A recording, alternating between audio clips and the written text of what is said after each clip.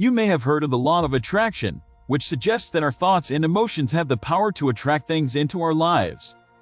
One of the most important things to remember when it comes to manifestation is that it's all about alignment. In order to manifest your desires, you need to align your thoughts, emotions, and actions with what you want to bring into your life. This means focusing on the positive, believing in yourself and your abilities, and taking action towards your goals.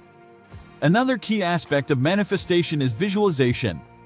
By visualizing yourself already having what you desire, you can create a powerful emotional connection to your goal and help bring it into your reality. You can use tools like vision boards or affirmations to help you with this process. It's also important to remember that manifestation is not just about getting what you want, it's about personal growth and development as well.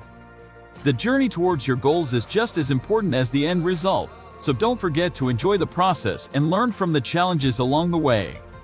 So, whether you're looking to manifest success in your career, love in your relationships, or abundance in your finances, remember to stay focused, positive, and aligned with your desires. Thanks for watching, and don't forget to like and subscribe for more content like this.